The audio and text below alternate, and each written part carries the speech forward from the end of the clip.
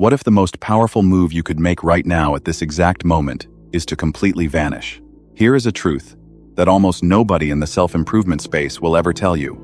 Your constant availability is actually making you completely invisible. Every time you respond to a message immediately, show up early, explain your choices, or keep yourself reachable just in case, you are not building trust or respect. You are actually building a psychological prison, and the people around you have stopped noticing your value entirely. They have not stopped caring because they are malicious. They have stopped caring because you have taught them that you will always be there, sitting exactly where they left you. Today, we are completely flipping that script to explore the undeniable power of strategic absence. Imagine what would happen if you chose to step back deliberately, quietly, and completely from the daily performance. This is not an act of surrender, nor is it a dramatic retreat driven by weakness or fear. It is a highly calculated decision to remove yourself from the endless noise, the overwhelming obligations, and the curated personas you have spent years building. When you suddenly go silent, the world will not fall apart without you, but something far more interesting will begin to happen. The people in your social and professional circles will immediately begin to reveal their true colors. The relationships you assumed were solid will either prove their genuine worth or expose their structural fragility. The ambitious goals you have been chasing will either call you back with a deeper, more authentic fire, or you will realize that you have been running on someone else's fuel this entire time. Most importantly, you will finally begin to hear a sound that you have not heard in years, your own true voice. This is not the voice that performs in corporate meetings, nor is it the voice that texts back in seconds because you are terrified of seeming unavailable. It is the real, unvarnished voice that has been buried underneath all the roles, the expectations, and the endless performance of modern life. We live in an era that worships relentless, curated, and exhausting presence. You are expected to be reachable, responsive, and relevant at all hours of the day. If you choose to step away even for a moment, people immediately start asking if something is wrong, treating your quietness as a crisis or a malfunction. But your absence is not a crisis. It is the ultimate cure. This represents a timeless paradox that will change your life once you truly understand its mechanics. The less available you are, the more valuable your presence becomes. Real, authentic scarcity forces your entire environment to recalibrate, forcing others to confront what you truly mean to them, while allowing your own mind to identify what actually matters. If you have been feeling overwhelmed, stretched too thin, or utterly exhausted by the constant performance of being always available, this audiobook is your formal permission to step back. It is your practical blueprint to reclaim your power, your clarity, and your peace of mind. If you are ready to stop running on the hamster wheel of modern expectations and bring massive, transformative outcomes to your life, make sure to hit the subscribe button to join us on this journey. This is not about running away from your life. It is about running toward the person you were always meant to become in the quiet. Let us begin this journey together. Introduction. Welcome to Mindset Audiobooks. If you're listening to this, you've felt it, that nagging sense that the more you show up, the less you matter. You reply to every text within minutes. You attend every meeting. You post consistently. You're reliable, responsible, and present. And yet, respect hasn't followed. Influence hasn't grown. If anything, people expect your availability and punish you when you dare to be human. This audiobook is not about isolation. It's not about ghosting your life or becoming a recluse. It's about understanding a brutal psychological truth.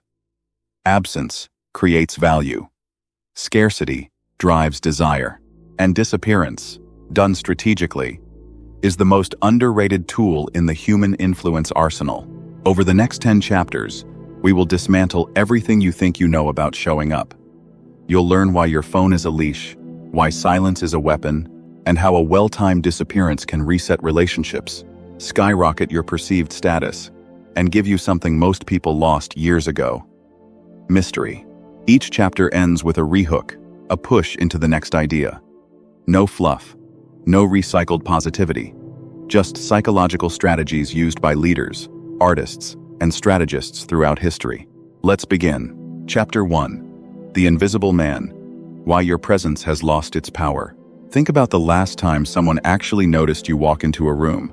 Not the polite glance. Not the, "Oh hey," while they keep scrolling. The real notice, where conversation pauses, eyes lift, and energy shifts.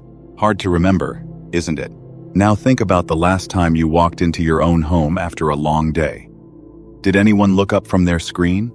Did anyone stop what they were doing? Or did you just materialize, like a piece of furniture that happens to breathe? Here's the uncomfortable truth. Familiarity is the anesthetic of attention. You've been taught your whole life that presence equals power. Show up, be seen, network, post, comment, respond.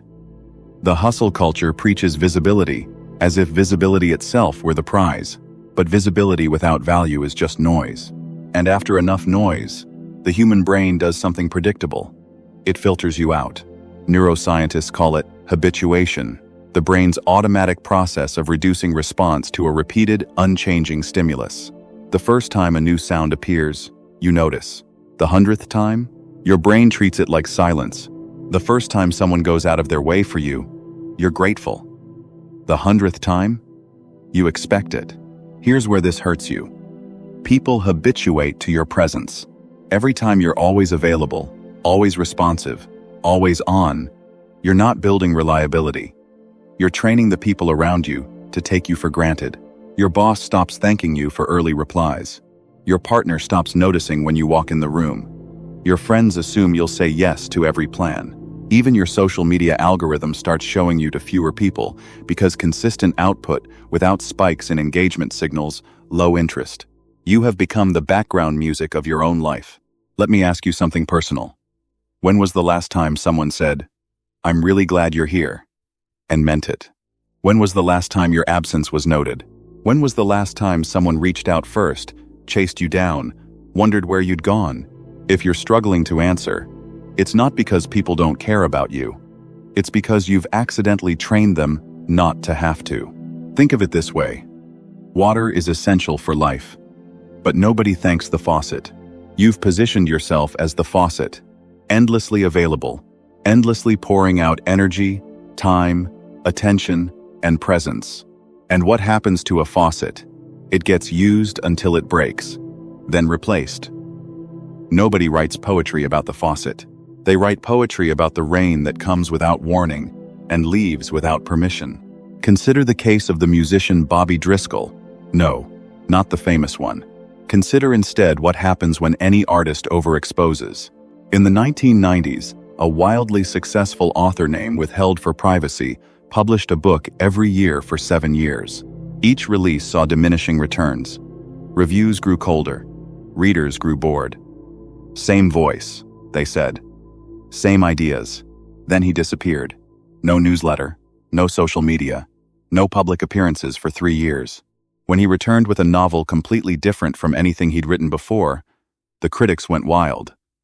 A stunning reinvention. Where has he been? This is the book we've been waiting for.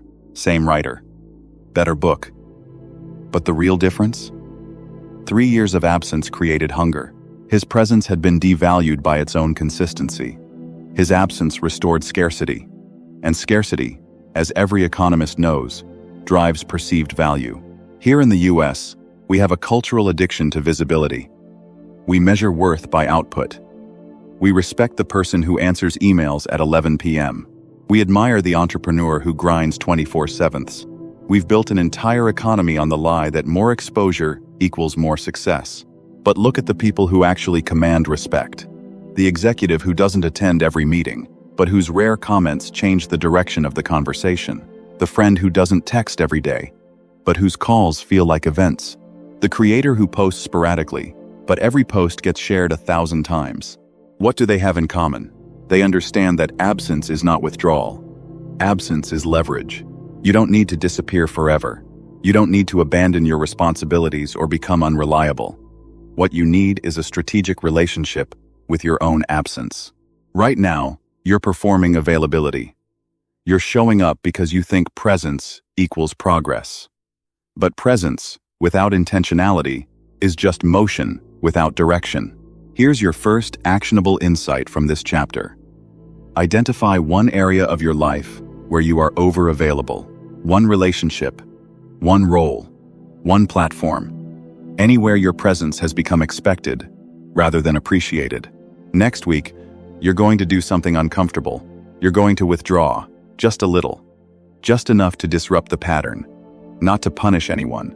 Not to play games. To reset the baseline. Because right now, your baseline is invisible. And invisible people don't get invited to the table. They set the table for everyone else.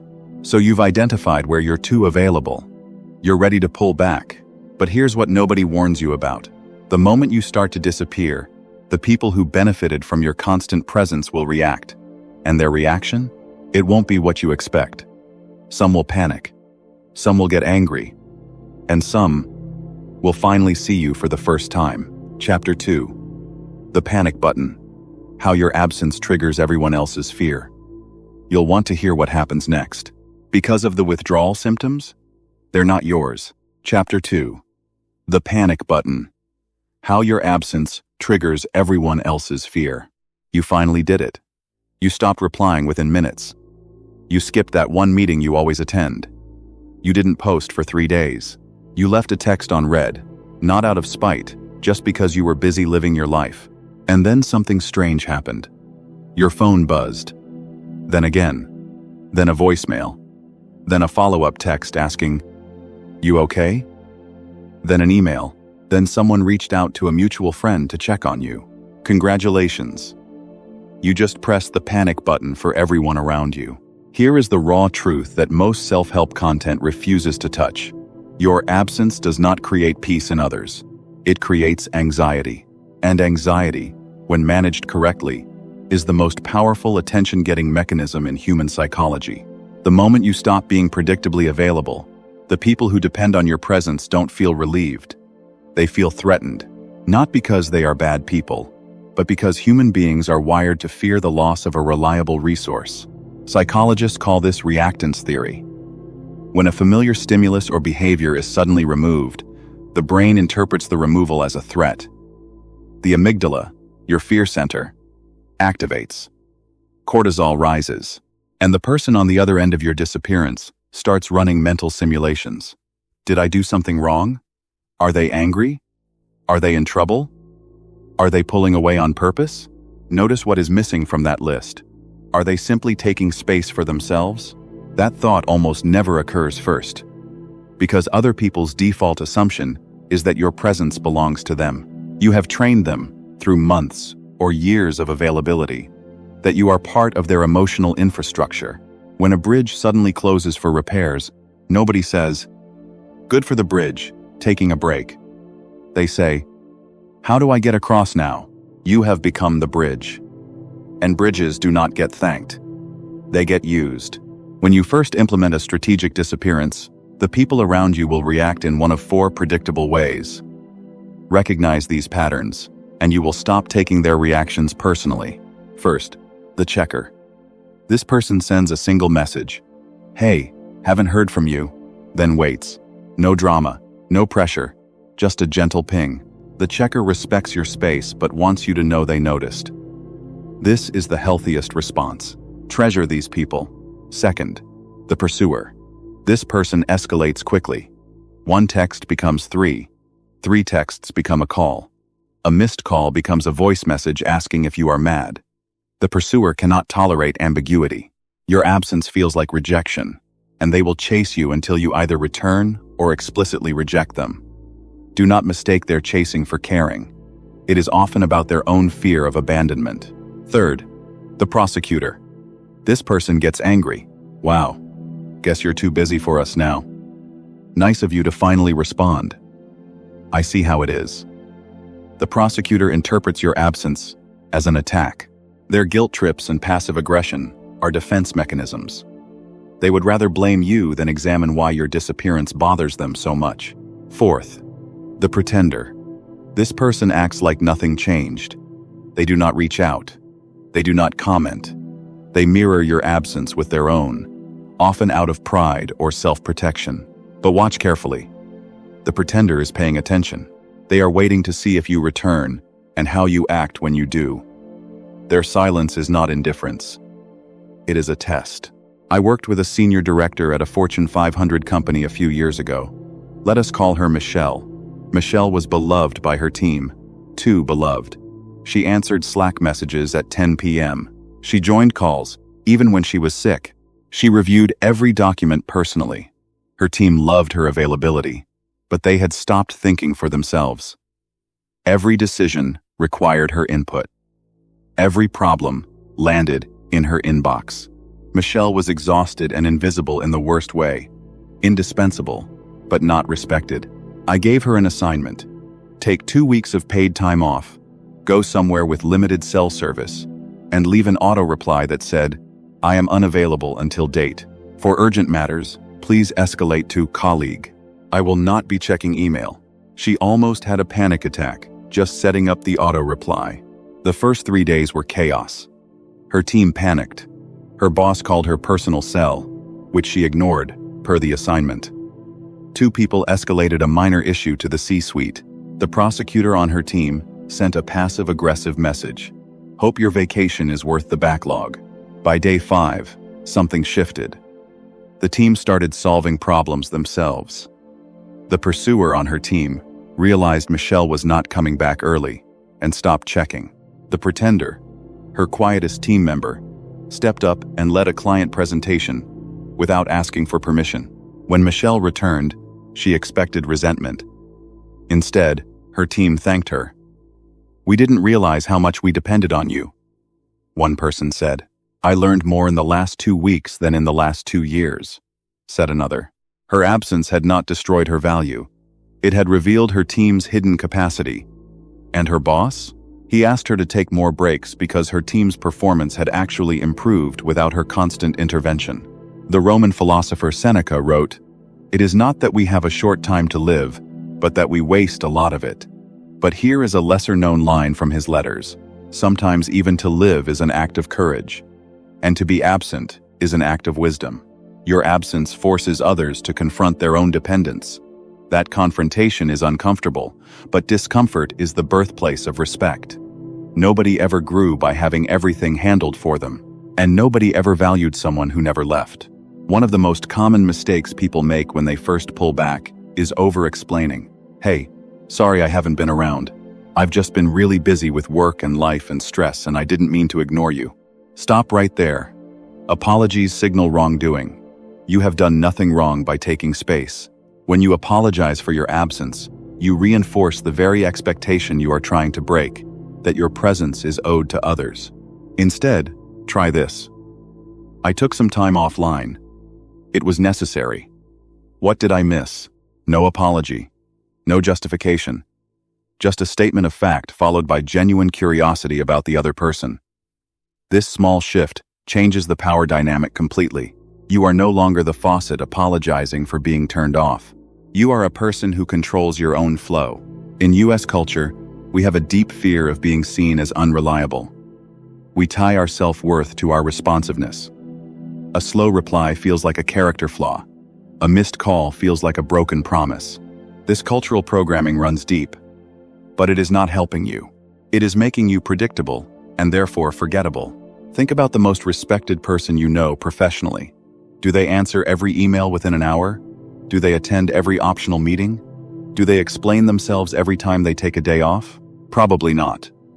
And you do not respect them less for it. You respect them more because their time feels valuable. Their presence feels earned. You are allowed to be that person. So now you know how others will react when you pull back. The panic, the pursuit, the prosecution. You have seen the blueprint, but here is the question that keeps people stuck for years. What if you disappear and nobody notices at all? What if the silence on the other end is not panic, but peace? That is the fear that stops most people before they start. And chapter 3 is called The Silence That Screams, when your absence reveals who actually cares.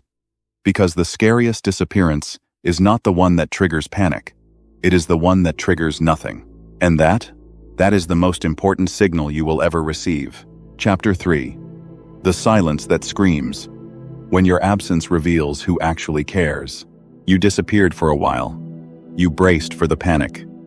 You expected the texts, the calls, the confused friends asking if you were okay.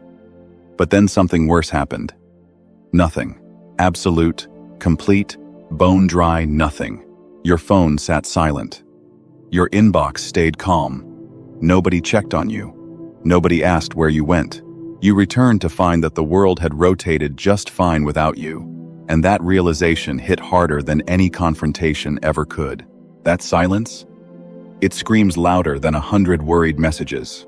Here is the brutal lesson that most people learn too late. Your absence does not create panic in everyone. Sometimes it creates indifference. And indifference is the most honest feedback you will ever receive about where you actually stand. The people who do not notice when you leave are not bad people. They are simply people who were never truly invested.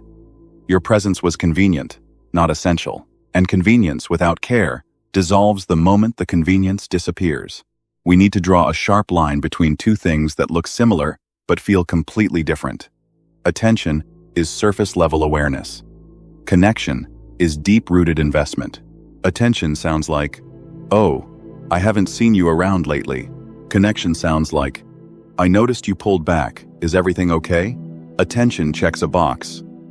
Connection opens a door. Most of the relationships in your life are built on attention, not connection. Your coworkers give you attention because you are in the same building. Your social media followers give you attention because your content fills a scroll. Your casual friends give you attention because you are part of the group chat. But attention requires no risk, no vulnerability, and no effort. The moment you stop providing the context for that attention, the office, the posts, the chat, the attention evaporates. Connection, on the other hand, survives absence. Connection sends a message into the silence. Connection waits.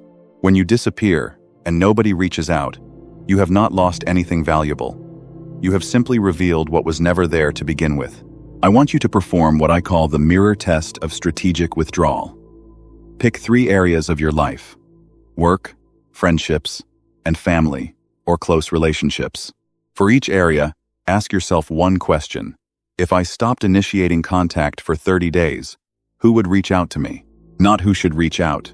Not who would feel bad if you disappeared. Who would actually pick up the phone, send the text, or show up at your door without you prompting them first? The answer to that question is not a judgment of your worth. It is a map of where your real value lives. I have seen clients take this test and discover that half the people they considered friends never reach out first. That discovery is painful, but pain is not punishment. Pain is information. The information tells you exactly where you have been over-investing your energy. You have been watering plants that were never going to grow because they were never planted in the first place. The poet Rumi wrote, "The silence that speaks from the heart is louder than the words spoken from the tongue." But let me offer a more modern translation from the writer Adrian Rich. Lying is done with words and also with silence. Indifference is a form of lying. When someone does not notice your absence, they are telling you, without words, that your presence was never as significant as you believed. That sounds harsh, because it is harsh. But harsh truths are the only ones that change behavior. Would you rather live in the comfortable lie of assumed importance, or the uncomfortable truth of actual influence? A client of mine, let us call him Marcus, came to me feeling depleted. Marcus was the organizer for his friend group. He planned the dinners, bought the group gifts, remembered everyone's birthdays, and coordinated the group chats. He loved his friends deeply, but he was exhausted. I gave him a simple assignment: stop planning anything for 60 days. Do not initiate, do not remind, do not organize. Just show up when invited, and otherwise stay silent. The first month felt strange. No dinners happened. No group plans materialized. The group chat slowed to a trickle. On day 45, Marcus's birthday arrived. He said nothing about it. He watched. His phone buzzed with automated reminders from LinkedIn and his bank. His mother called. His sister texted. But from his friend group? Silence. Not a single message until 9 p.m., when one person sent a generic, "Happy birthday, man," followed by a meme. Marcus was crushed. But then something remarkable happened. He got angry. Not at his friends, but at himself. He realized he had spent years performing friendship for people who were not actually friends. They were companions of convenience. They enjoyed his effort but never reciprocated because they never had to. He had trained them to receive without giving. Marcus did not confront them. He did not post a passive-aggressive story. He simply stopped investing. He redirected his energy toward the two people who had reached out without being prompted: his old college roommate who called him that night, and a coworker who had left a handwritten card on his desk. Within 6 months, Marcus had a smaller social circle but a deeper one. He stopped chasing. He stopped over-functioning. And the silence from the old group? It no longer screamed. It whispered a truth he was grateful to finally hear. Here in the United States, we have a cultural obsession with being liked. We measure our social success by the number of birthday wishes, the size of the crowd at our events, the frequency of our notifications. But numbers do not equal depth. 100 shallow connections will never match the value of 3 people who notice when you go quiet. The American mindset prizes extroversion, networking, and constant social proof. But those same values create a blind spot. You can be surrounded by people and still be utterly alone, in the sense that nobody truly sees you. Your absence reveals the difference between being popular and being valued. Popularity is a game of visibility. Value is a game of necessity. When you disappear and nobody cares, you have not been rejected. You have been released from the obligation to perform for people who were never your audience. If you disappear for a while and the silence is deafening, do not double down. Do not try harder. Do not return with more energy, more availability, or more effort to prove your worth. That is the trap. That is how you become a doormat with good intentions. Instead, do these 3 things. First, believe the silence. The silence is not a misunderstanding. It is data. Accept it without resentment. Resentment will only make you return to old patterns to seek validation. Accept the data and move forward with clarity. Second, recalibrate your investment. Take the energy you were pouring into people who did not notice your absence and redirect it toward yourself. Learn something new. Build a project. Get in shape. Improve your skills. Become more valuable to yourself before you offer value to anyone else. Third, stop initiating with the indifferent. You do not need to cut people off dramatically. Just stop being the one who always reaches out. Let the silence sit. If they eventually notice and ask where you have been, you can answer honestly without blame. If they never notice, you have lost nothing except an illusion. The writer Anais Nin said, "You cannot save people. You can only love them." Let me add to that. You cannot make people notice you. You can only become someone worth noticing and let absence do the rest. Your worth is not determined by how many people panic when you leave. Your worth is determined by how peacefully you can sit in the silence without needing to fill it with performative presence. A quick warning before we close this chapter. Some of you will hear this message and start disappearing as a test. You will pull back just to see who reaches out. You will monitor your phone like a scientist observing an experiment. That is not strategic withdrawal. That is manipulation, dressed up as self-improvement. The goal is not to test people. The goal is to live your life with such intention that your absence is a natural byproduct of your priorities, not a trap set to catch people failing. When you disappear to test others, you are still making them the center of your emotional world. True power comes when you disappear, because you are genuinely busy becoming more interesting, more capable, and more valuable. The absence is not the point. The growth during the absence is the point. The silence that follows is simply the feedback. So you have felt the silence. You have seen who reaches out and who does not. And maybe, just maybe, you have realized that some relationships were never what you thought they were. But here is the question that keeps people trapped in the wrong rooms. What do you do when the people who matter do reach out? How do you return without losing the power you just built? Chapter 4 is called The Return. How to come back stronger than when you left. Because disappearing is only half the strategy. The other half? That is where most people fail, and you are not going to be one of them. Chapter 4. The Return. How to come back stronger than when you left. You have been gone. Not forever, but long enough. Long enough for the panic to settle, or the silence to speak. Long enough for people to wonder, to adjust, or to forget. Now comes the part that separates amateurs from strategists. The return. Anyone can disappear. That takes only willpower and a little courage. But coming back? Coming back without undoing everything you just gained? That requires precision. Most people ruin their return within the first 48 hours. They come back apologetic, over-explaining, eager to please. Sorry I was MIA, things got crazy. I promise I will not disappear again. In that single sentence, they have thrown away every advantage their absence created. They have told everyone that their disappearance was a deviation from normal instead of a deliberate repositioning. They have signaled guilt, and guilt invites domination. Your return must feel different. Not loud, not proud, but different. The person who vanished is not the same person walking back into the room, and everyone around you should feel that shift before you say a single word. Psychologists study something called the reappearance effect. When a familiar person or stimulus disappears and then returns after an unexpected interval, the brain reactivates its attention networks with greater intensity than before. You are not just seen again, you are reevaluated.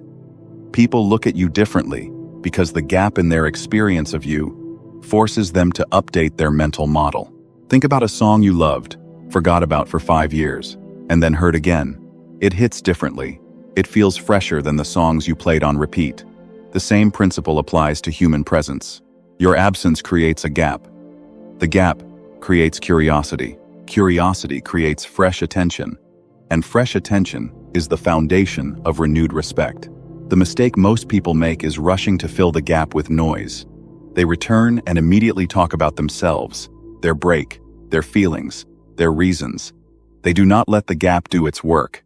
A strategic return lets the silence of your absence echo for a moment before you speak. A well-executed return has 3 phases. Miss any of these phases, and your disappearance loses its power. Phase 1. The quiet re-entry. Do not announce your return like a press release. Do not post a "I am back" story. Do not send a mass text. Return the way fog rolls in. Gradually, without announcement. Show up to one thing. Reply to one message. Be seen in one place. Let people notice you naturally. When they say, "Hey, where have you been?" And they will. You give them a calm, simple answer without oversharing. Phase 2. The value spike. In your first interactions after returning, you must deliver something unexpected. A genuine compliment. A solution to a problem someone mentioned weeks ago. A piece of insight that shows you were thinking, not just hiding. This value spike rewires their memory of you. Instead of remembering you as the person who left, they remember you as the person who returned with something worthwhile. Phase 3. The new baseline. Do not return to your old availability. That is non-negotiable. You must establish a new baseline of presence that is less frequent but more intentional. If you used to reply within minutes, now reply within hours. If you used to attend every gathering, now attend selectively. Your return is not a full restoration of the old contract. It is the signing of a new one. The French writer Marcel Proust said, "The real voyage of discovery consists not in seeking new landscapes, but in having new eyes." When you return from strategic absence, you are not bringing new landscapes to people. You are forcing them to look at you with new eyes. And new eyes see value that old eyes had stopped noticing. A management consultant named Sarah came to me burned out and invisible despite her impressive results. She was the person clients called at 10 p.m. She was the person her boss assigned every crisis project. She was reliable, brilliant, and completely taken for granted. I suggested a radical move. Take 6 months off. Not vacation. A full professional hiatus. No client work. No consulting emails. No industry events. Sarah thought I was insane. Her entire identity was wrapped up in being the person who showed up. But she was also exhausted enough to try anything. She disappeared from her professional world completely. No LinkedIn posts. No conference appearances. No just checking in emails. For 6 months, she trained in a completely different field. Woodworking, of all things. She built furniture with her hands. She did not think about strategy or deliverables or client satisfaction. When she returned, she did not send a newsletter announcing her comeback. She simply updated her LinkedIn profile with a single line: "Available for select projects starting next month." Then she waited. Her phone exploded. Former clients reached out. Her boss asked for a meeting. People who had not spoken to her in years suddenly wanted to know what she had been doing. But here is the key. Sarah did not chase any of them. She responded calmly, set clear boundaries on her time, and doubled her rates. Every single client agreed to the increase. Her boss offered her a promotion with fewer hours. When I asked Sarah what she learned, she said, "I thought people valued my availability. They actually valued my judgment. But I was so available that they never had to trust my judgment because they could always ask for my time instead." Her absence forced them to realize that her judgment was the real asset. Her time was just the delivery mechanism. Your return is fragile. The wrong words can collapse everything you built. Here are 4 sentences you must never say when you come back from a strategic disappearance. 1. I am so sorry I was gone. You are not sorry. You made a strategic choice to reclaim your power. Do not apologize for prioritizing yourself. Apologies signal wrongdoing. You did nothing wrong. 2. I was really struggling. Even if you were, do not lead with vulnerability unless the relationship is intimate and trusted. In professional or casual settings, sharing personal struggle on return makes you look weakened, not strengthened. Your absence was a choice, not a collapse. 3. I promise I will not disappear again. Never promise permanent availability. You might need to disappear again. The person who says, "I will always be here," is the person who gets taken for granted. Leave the door open for future strategic withdrawals. 4. Did you miss me? This question reeks of insecurity. It asks others to validate your worth. If they missed you, they will show you. If they did not, asking forces them to lie or hurt you. Either way, you lose. US audiences value authenticity, but also respect self-respect. There is a fine line between being real and being needy. Your return should feel authentic. You are genuinely glad to see people again, but it should also feel grounded. You are not returning because you need them. You are returning because you choose to share your presence with them for a limited time. This is the mindset shift that changes everything. You are not coming back to rejoin the herd. You are coming back to walk alongside the herd for a while, before veering off again. Your presence is a gift, not a debt payment. People will ask where you have been. You need a response that is honest but not confessional, friendly but not oversharing. Here are 3 templates that work beautifully. For casual acquaintances, I took some time to focus on a few personal projects. Good to see you. How have you been? Then redirect the conversation to them. This answers the question without inviting interrogation. For closer friends, I needed a break from the noise. Nothing dramatic. I just wanted to be more intentional about where I put my energy. What have I missed? This is honest, vulnerable enough for closeness, and immediately shifts focus back to them. For professional contacts, I stepped back to recalibrate some priorities. I am back now, and excited about what is ahead. How can I help? And this signals confidence, control, and continued value without over-explaining. Notice the pattern in all 3 responses. You do not apologize. You do not give a minute-by-minute account. You state a simple truth and then turn your attention back to the other person. That turning back is the most powerful move because it shows you are not obsessed with yourself. You disappeared, you returned, and now you are interested in them. That contrast is magnetic. One final warning before we close. After a successful return, many people feel so validated by the renewed attention that they slip back into old patterns. They start showing up too much again. They over-respond. They overcommit. Within a few weeks, they have trained everyone that the disappearance was a one-time event. Do not fall for this trap. After you return, you must immediately begin planning your next strategic withdrawal. It does not have to be as long or as dramatic, but the pattern must be established. You come and go on your own terms. Your presence is never guaranteed. Your absence is never announced. You move through relationships like a current, felt strongly when present, missed genuinely when gone, and never taken for granted. You have disappeared. You have returned. You have felt the shift in how people see you. But here is the secret that nobody teaches in business school or relationship seminars. The most powerful disappearance is not from other people. It is from your own old self. Chapter 5 is called Disappearing from Your Own Story. How to kill the version of you that keeps you small. Because the person you have been is the biggest obstacle to the person you could become. And sometimes, you have to walk away from your own reflection to finally see who you really are. Chapter 5. Disappearing from Your Own Story. How to kill the version of you that keeps you small. You have thought about disappearing from everyone else. Your phone, your social circle, your obligations, your inbox. But let me ask you a harder question. What if the person you need to disappear from is staring back at you in the mirror every morning?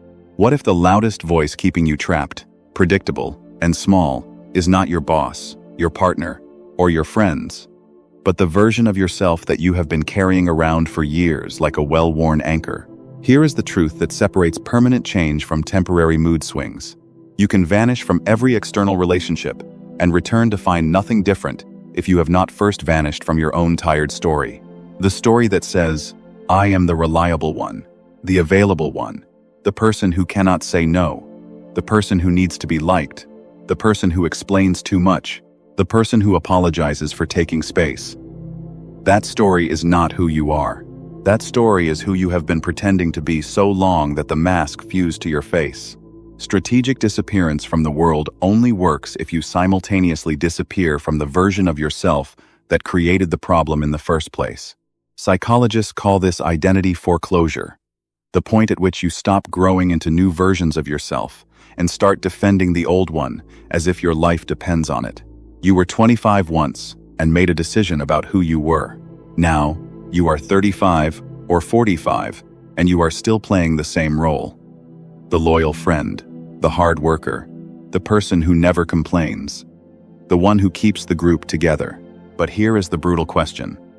Did you choose that identity, or did it choose you because it was convenient for other people? Most people are walking around wearing identities that were assigned to them by circumstance or by the expectations of others. The eldest daughter, who became the family caretaker, the reliable employee who became the office workhorse, the funny friend who can never have a serious moment, the strong one who never gets to break down. These identities are prisons with unlocked doors. You have the key, but you have been inside so long that you forgot you were the one who locked yourself in. I want you to imagine something uncomfortable. A funeral. Not for a person you love, but for the version of you that you are about to kill. The version that over-explains. The version that answers every text within 2 minutes. The version that feels guilty for resting. The version that says sorry when someone else bumps into you. That version has to die. Not fade away slowly. Die. And you are the one holding the shovel. The writer and civil rights activist Howard Thurman once said, "Don't ask yourself what the world needs. Ask yourself what makes you come alive, and go do that. Because what the world needs is people who have come alive." But here is the corollary that Thurman did not say out loud. You cannot come alive while you are still burying your old self in shallow graves, where it can crawl back out at the first sign of discomfort. Killing the old version of yourself is not a one-time event. It is a daily decision to not recognize the person you used to be. When someone asks you to do something the old you would have said yes to, the new you hesitates and then says, "Let me think about it." When the old you would have apologized, the new you stays silent. When the old you would have explained your absence, the new you simply returns without explanation. That is identity death in action. The novelist James Baldwin wrote, "Not everything that is faced can be changed, but nothing can be changed until it is faced." You cannot change the pattern of over-availability and invisibility until you face the fact that you have been the enforcer of your own chains. Nobody forced you to answer that email at 11 p.m. Nobody held a gun to your head and made you attend that gathering you dreaded. You did those things because your old identity demanded it. That identity needs to be fired, not promoted. A woman named Denise came to me in her late 40s. She was exhausted, resentful, and confused. From the outside, she had everything: a good marriage, successful career, active social life. But inside, she felt like a vending machine. People put in requests, and she dispensed compliance. Her husband expected her to manage the household. Her adult children called her for every small crisis. Her co-workers assumed she would cover for them. Her friends knew she would plan every dinner and remember every birthday. Denise had been the good woman for so long that she did not know who she was without being useful to others. I asked her a question that made her cry. If you disappeared from your own life for 6 months and came back, would anyone notice a difference in you? Or would they just notice that tasks were not getting done? She realized that people valued her function, not her presence. And she had valued herself the same way. Denise did not disappear from her family or her job. Instead, she disappeared from her old identity. She stopped saying yes automatically. She started pausing before responding to any request. She let her husband make his own doctor's appointments. She let her daughter handle her own car trouble. She stopped volunteering for extra work projects. The first month was chaos. Her husband got frustrated. Her daughter complained. Her boss looked disappointed. But Denise did not collapse back into her old self. She stayed absent from that role. And slowly, something shifted. Her husband started appreciating what she did instead of expecting it. Her daughter learned to solve problems. Her boss assigned her more meaningful work because she stopped being the office fixer. Denise did not lose relationships. She lost the burden of performing a version of herself that was never truly her. You have a narrator living in your skull. That narrator has been telling you the same story for years. You are not the kind of person who says no. You are not the kind of person who takes up space. You are not the kind of person who disappears without permission. You are not the kind of person who prioritizes yourself. Whose voice is that? Certainly not your own best interest. That voice belongs to every person who ever benefited from your availability. Every expectation that was placed on you before you could consent. Every moment you were praised for being convenient and punished for being inconvenient. You internalized that voice. You made it your own. And now you think it is protecting you when it is actually imprisoning you. The next time that voice tells you that you cannot disappear, that you owe people your presence, that you are being selfish or rude or irresponsible, talk back to it. Say out loud if you have to. That is the old story. I am writing a new one. It will feel strange at first. It will feel like you are arguing with a ghost. That is because you are. And ghosts only have power when you pretend they are real. In US culture, we worship consistency. We praise people who are true to themselves, as if the self is a fixed monument instead of a flowing river. We distrust people who change, who reinvent, who disappear from their own old patterns. You have changed, people say, and they mean it as an insult. But changing is exactly what you need to do. The person who got you into this mess of over-availability and invisibility is not the person who can get you out. You are allowed to be inconsistent. You are allowed to wake up one day and decide that the identity you have been carrying is too heavy, too small, too borrowed. You are allowed to set it down and walk away without explaining yourself to anyone. The most respected people in any field are not the ones who stayed the same. They are the ones who killed their old selves repeatedly and grew into something unrecognizable. Look at any great artist, athlete, or leader. They have multiple chapters: the young, hungry version, the successful but lost version, the reinvented version, the wise version. Each one required a disappearance from the previous one. Enough theory. Here are 4 concrete actions you can take starting today to kill the version of you that keeps you small. First, write your old identity's resignation letter. Take a piece of paper and write a letter from your old self announcing that they are stepping down. Thank them for their service. Acknowledge what they protected you from, then state clearly that their role is no longer needed. Keep this letter somewhere you can see it for the next 30 days. Burn it when you are ready. Second, change one automatic behavior today. Pick something small that your old self always does. The old you apologizes when someone bumps into you. Today, stay silent. The old you answers every call. Today, let it go to voicemail. The old you explains your decisions. Today, give a one-sentence answer and stop talking.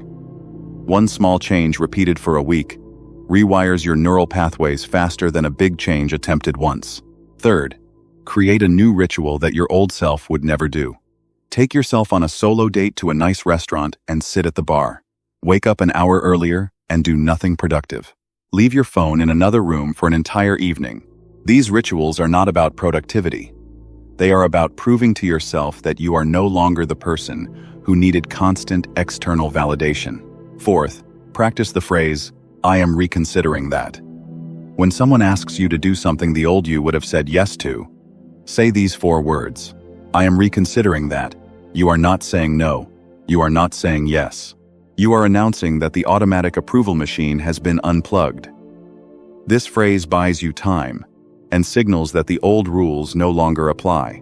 One of the deepest fears people have about killing their old identity is that they will not recognize who they become.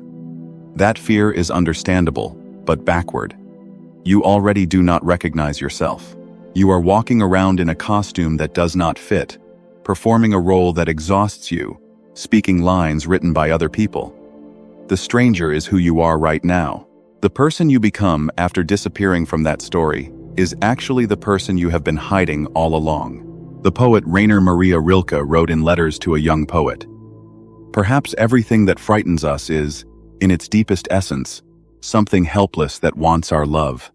Your fear of leaving your old self behind is not a warning to stay. It is a sign that you are close to something real. The fear means you are at the doorway.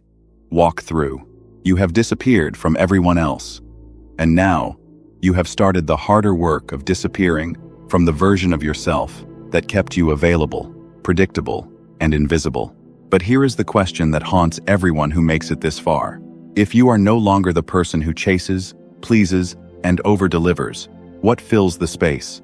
What do you do with all the energy you used to pour into people who did not pour back? Chapter 6 is called The Emptiness is the Point. Why feeling uncomfortable after disappearing means you are winning. Because the void you feel right now? That is not loss. That is room for something better. Chapter 6. The emptiness is the point. Why feeling uncomfortable after disappearing means you are winning. You have done the hard part. You disappeared. You stopped apologizing. You killed the old version of yourself that needed constant validation. And now you are sitting in the silence that followed. And it feels awful. Your chest feels hollow. Your phone feels strangely cold. Your calendar has empty spaces where obligations used to live. You catch yourself reaching for your phone to text someone who no longer expects to hear from you. You feel restless, anxious, and strangely invisible, even though invisibility was the goal. What is wrong with you? Nothing is wrong. Everything is right. That uncomfortable, hollow, itchy feeling is not a sign of failure. It is the most reliable sign of progress you will ever receive. The emptiness you feel after pulling back from over-availability is not a void that needs to be filled. It is a symptom of withdrawal, and withdrawal is the price of breaking any addiction. You have been addicted to presence, to validation, to the tiny dopamine hits of a notification or a thank you. Now you are in withdrawal, and withdrawal always feels like dying before it feels like living. Let us name the addiction clearly. You are not addicted to your phone, your social circle, or your job. You are addicted to being needed. The rush of solving someone else's problem, the warmth of a, "Thank you, I could not have done it without you." The security of knowing that your presence matters, because someone just proved it by asking for it. That feeling is chemically real. Every time you help, every time you show up, every time you say yes when you wanted to say no, your brain releases a small amount of dopamine and oxytocin. You feel valuable. You feel connected. You feel safe. But here is the trap. That feeling is borrowed. You are not generating it from within. You are extracting it from other people's reliance on you. And like any drug, the dose required to feel the same effect keeps increasing. First, you needed a thank you. Then you needed a public acknowledgement. Then you needed to be indispensable. Then you needed to be the only person who could handle a crisis. The addiction escalates until you are exhausted, resentful, and still chasing the next hit. When you disappear, you cut off the supply. No more requests. No more thank yous. No more emergencies that only you can solve. And your brain, starving for the chemicals it used to get for free, throws a tantrum. That tantrum feels like anxiety, loneliness, restlessness, and a powerful urge to text someone, anyone, and offer help. That urge is not generosity. That urge is a relapse, waiting to happen. The philosopher Blaise Pascal wrote, "All of humanity's problems stem from man's inability to sit quietly in a room alone." He wrote that in the 17th century, long before smartphones or social media or the cult of busyness, Pascal understood that the empty space, the silence, the lack of external demand, is unbearable to most people because it forces them to confront who they are without anyone watching. And that confrontation is terrifying, because most people have never built a self that exists independently of other people's needs. Your discomfort with emptiness is not evidence that you made a mistake. It is evidence that you have been running from yourself for a very long time, and you finally stopped. A client named Robert came to me after selling his company for a life-changing amount of money. He was 53 years old, financially independent, and completely miserable. He had been the CEO for 20 years. Everyone needed him constantly. His phone rang from 6 a.m. to 10 p.m. He made decisions that affected hundreds of families. He was the sun in his professional solar system. Then he retired, and the calls stopped. Not all at once, but within 6 months, his phone was a ghost. People had moved on. The company was running without him. Robert fell into a depression that surprised everyone, including himself. He had everything he thought he wanted: freedom, money, time, and he felt worthless. When Robert came to me, he said something I will never forget. "I thought I was confident, but I just realized I was never confident. I was just busy." The moment the busyness stopped, there was nothing left. I do not know who I am without someone needing something from me. Robert did not need to disappear from his old life. He had already done that by retiring. But he had never disappeared from the identity of being needed. His emptiness was not a problem to solve. It was a symptom of a 40-year addiction to external validation. The treatment was not to find new people to need him.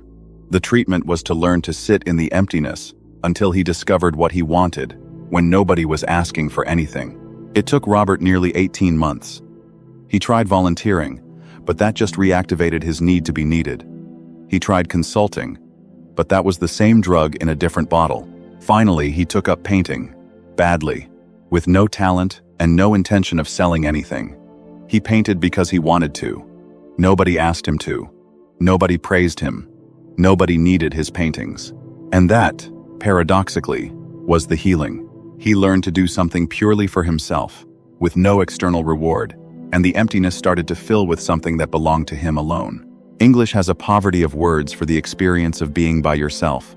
We have loneliness, which is painful, and solitude, which sounds spiritual but vague. Let me offer a sharper distinction. Loneliness is the feeling of missing specific people or the absence of connection you desire.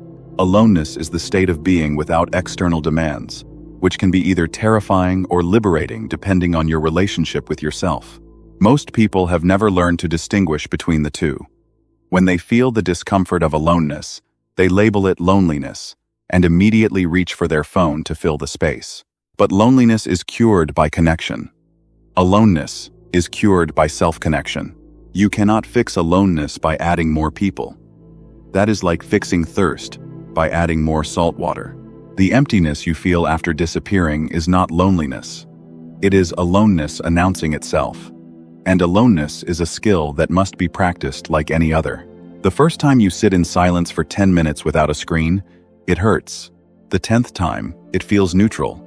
The 100th time, it feels like coming home to a room that was always yours but you were never in it long enough to notice. The hollow space left by your strategic disappearance is not empty. It is full of information. Listen to what it is telling you. First, the emptiness is telling you how much of your identity was borrowed. Every time you feel the urge to reach out and offer help, ask yourself, do I actually want to help, or do I want to feel needed? The honest answer will shock you. Second, the emptiness is revealing your default coping mechanisms. When you feel restless, what is your first instinct? Check email? Scroll social media? Text a friend? Clean the house? Start a new project? Those instincts are escape routes. The emptiness is forcing you to notice them, so you can choose whether to keep running or finally sit down. Third, the emptiness is creating room for genuine desire. You cannot hear your own voice when other people are constantly shouting their needs at you.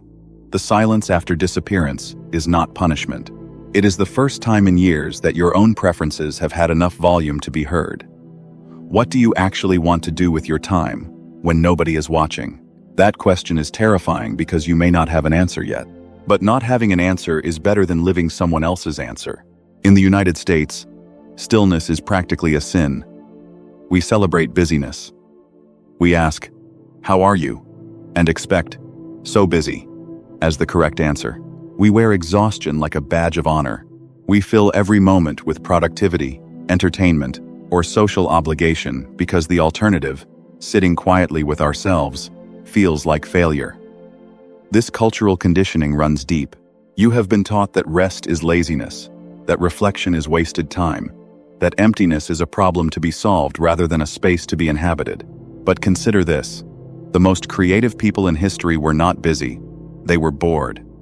Newton discovered calculus during a plague year when he was forced into isolation. Einstein developed the theory of relativity while working at a patent office with long stretches of nothing to do. Beethoven composed some of his greatest works after going deaf, forced into a silence that externalized his inner world.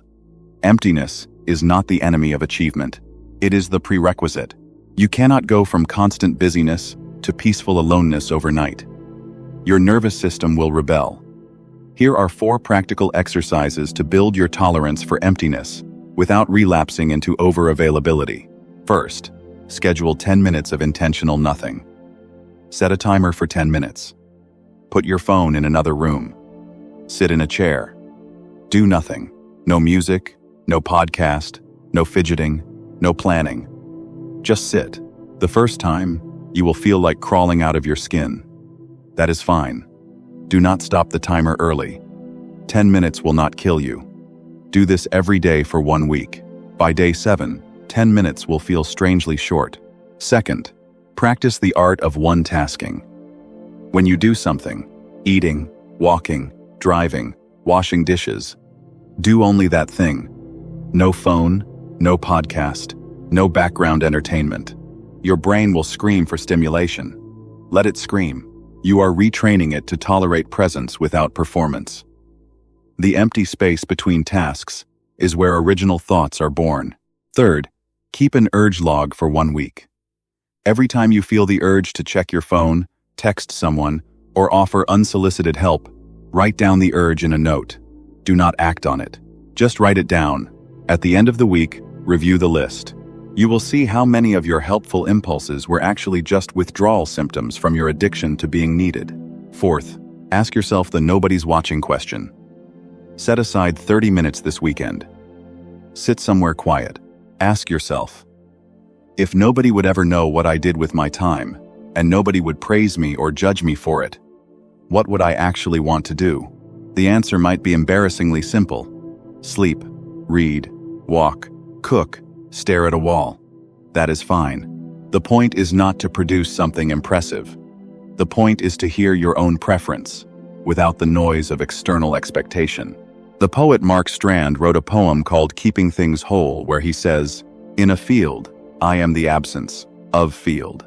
You have been so present in everyone else's field that you became invisible. Your absence now makes you visible again, first to others, and eventually to yourself. But the visibility to yourself requires passing through the uncomfortable middle, where you feel like nothing. That nothing is not a void, it is a clearing. And in that clearing, you get to decide what you want to build. You have spent years building structures to house other people's needs. Now the structures are gone. The land is empty. That is not loss. That is the most valuable real estate you will ever own. You are sitting in the emptiness. It is uncomfortable, but you are not running. That alone makes you different from almost everyone else. But here is the question that determines whether this whole journey was temporary or permanent. What do you fill the space with? Not people, not obligations, not the old patterns in new clothes. Chapter 7 is called Becoming the Source: How to Generate Your Own Value instead of borrowing it from others. Because the person who no longer needs to be needed is the person who becomes truly unstoppable. And you are closer to that person than you realize. Chapter 7. Becoming the Source: How to Generate Your Own Value instead of borrowing it from others. You have disappeared. You have sat in the emptiness. You have felt the uncomfortable withdrawal of no longer being needed every 5 minutes. And now a new sensation is creeping in. Not panic, not restlessness, but something stranger. A quiet voice asking, "What do I actually bring to the table when I am not solving someone else's problem?" That question is the gateway to everything that comes next. Because for years, your sense of value has been borrowed. You felt valuable because others said thank you. You felt important because others depended on you. You felt worthy because others gave you attention. But borrowed value disappears the moment the lender walks away. Becoming the source means building an internal generator of worth that runs whether anyone is watching or not. It means waking up valuable instead of trying to prove value. It means your absence from the world does not diminish you, because your worth was never located in the world's reaction to you. This is not arrogant self-help nonsense. This is the psychological foundation of every person who has ever commanded genuine respect without begging for it. They did not need you to need them. They needed nothing from you, except the opportunity to express what they already were. Let me draw a clear line that will change how you see every interaction you have ever had. Borrowed value is external, conditional, and exhausting. It sounds like, I feel good because my boss praised me. I feel important because my friends invited me. I feel worthy because my partner said I love you. I feel successful because I hit my metrics. Borrowed value requires constant replenishment from outside sources. When the praise stops, the invitations slow, or the metrics slip, your self-worth crashes like a building with no foundation. Generated value is internal, unconditional, and renewable. It sounds like, I feel good because I acted according to my values. I feel important because I know what I am building. I feel worthy because I showed up for myself today. I feel successful because I am closer to my own standard than I was yesterday. Generated value does not disappear when you are alone. It does not depend on a notification, a compliment, or a crisis to solve. It is always on because you are the power plant. Most people spend their entire lives running on borrowed value. They are emotional tenants, not owners. And tenants get evicted the moment they stop paying rent with their presence, their availability, and their labor. Becoming the source means buying the building. The Stoic philosopher Epictetus, who was born enslaved and died free, wrote, "It is not what happens to you, but how you react to it that matters." Let me extend that to value. It is not what people say about you, but what you generate within yourself that determines your worth. Epictetus knew something that modern self-help has forgotten. External validation is not just unreliable. It is irrelevant to a person who has cultivated internal authority. You cannot control whether someone praises you. You can control whether you need that praise to feel whole. A musician named Jeremy came to me in a state of quiet collapse. He was a talented guitarist who had played in a moderately successful band for 12 years. The band had a loyal following, regular gigs, and enough recognition to keep Jeremy feeling like he mattered. Then the band broke up, not dramatically, just slowly, as members moved away and audiences found new sounds. Jeremy went from playing 3 shows a week to playing in his bedroom alone. He told me he felt worthless. Not sad, not nostalgic, worthless. Without an audience, without applause, without someone watching. He did not know who he was as a musician. He had spent 12 years borrowing value from the crowd's reaction. The crowd was gone, and so was his sense of self. I gave Jeremy an assignment that sounded cruel but turned out to be liberating. I told him to stop playing for anyone for 90 days. No recording, no posting, no performing for friends. Just him, his guitar, and an empty room. He was to play only what felt true to him, with no thought of whether anyone would like it. The first 3 weeks were brutal. Jeremy hated the sound of his own playing without validation. He almost quit. But around week 4, something shifted. He started experimenting with rhythms he would never have tried on stage. He wrote a song that was too quiet for a live show. He played the same chord progression for an hour, just because it felt good in his chest. By the end of 90 days, Jeremy had a folder of new music and a completely different relationship with his instrument. He told me, "I used to need the audience to tell me I was good. Now, I know I am good, because I feel it when I play. The audience is optional." Jeremy did eventually return to performing, but he was different. He no longer checked audience reactions mid-song. He no longer needed applause to validate his set. He played for himself first, and the audience, who could feel the difference, responded more warmly than ever. He had stopped borrowing value from their hands and started generating it from his own. Becoming the source is not mystical, it is structural. You need 3 pillars to support internally generated worth. Without any one of these, you will eventually collapse back into borrowing. Pillar 1. A personal standard. You must define what good enough means to you, independent of comparison or external feedback. This standard is not about being the best in the world. It is about being faithful to your own criteria. An artist might say, "I have done good work today if I spent 2 hours making something without distraction." A parent might say, "I have been a good parent today if I was present for 10 minutes of real conversation." A professional might say, "I have succeeded today if I moved one important project forward by my own definition of important." Your standard must be measurable by you alone. If you need someone else to tell you whether you met it, you are still borrowing. Pillar 2. A solo practice. You need an activity that you do purely for yourself, with no external audience or reward. This could be writing in a journal, lifting weights, cooking a meal, walking in nature, learning a language, building furniture, anything that produces no external validation. The solo practice is where you practice generating value from the process itself, not from the outcome or the recognition. When your solo practice feels satisfying even when nobody sees it, you know you are becoming the source. Pillar 3. A feedback filter. You will still receive external feedback. Praise and criticism will come. The key is to filter both through your internal standard, rather than accepting them as truth. Praise feels good, but it is borrowed value if you let it define you. Criticism hurts, but it is only data, not identity. The person who has become the source hears praise and thinks, "That is nice, but I already knew I did well." They hear criticism and think, "That is interesting. Does it align with my standard?" If yes, I will adjust. If no, I will disregard. No emotional roller coaster. Just calm evaluation. In the United States, we have turned external measurement into a religion. Credit scores, follower counts, performance reviews, annual bonuses, likes, shares, comments, rankings, awards, titles, salaries, all of these are borrowed value systems. They are not bad in themselves, but they become toxic when you have no internal source to balance them. A high credit score is useful. A low follower count is irrelevant to your worth as a human, but the culture blurs that line constantly.